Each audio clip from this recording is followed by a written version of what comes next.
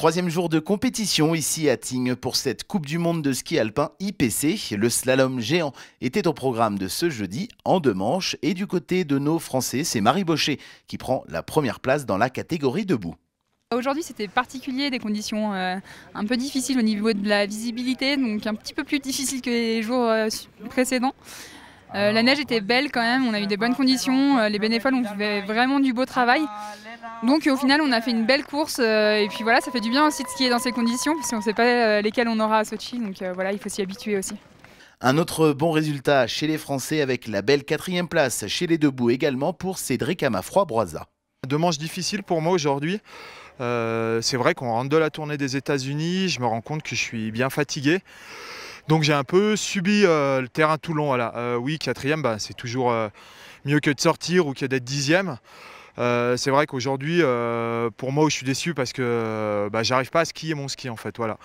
Je vais essayer de me reposer en tout cas cet après-midi pour essayer de finir en beauté la dernière course demain, le super combiné. Je suis dedans. Après, oui, les conditions aujourd'hui assez dures parce qu'il n'y a aucune visibilité. Donc c'est vrai que moi, je suis assez sensible à ça avec ma prothèse. C'est quelque chose qui est toujours difficile. Et non, vraiment un gros coup de fatigue en fait. Un gros coup de fatigue musculaire qui fait que au moment où il faut relancer, il faut être actif. Et je ne le suis pas en fait, je subis plus le terrain. Les autres résultats de la journée, en commençant par la catégorie déficient visuel chez les femmes, c'est la Slovaque Farkasova Henrietta qui remporte la course. Catégorie fauteuil, 3e victoire de rang pour l'Allemande Anna Schaffelhuber. Chez les hommes, catégorie déficient visuel, le Slovaque Jakub Krako monte sur la plus haute marche du podium. Et une nouvelle victoire dans la catégorie debout pour l'Autrichien Markus Salcher. Enfin, pour les assis, c'est le Suisse Christoph Kunz qui remporte une nouvelle fois la compétition.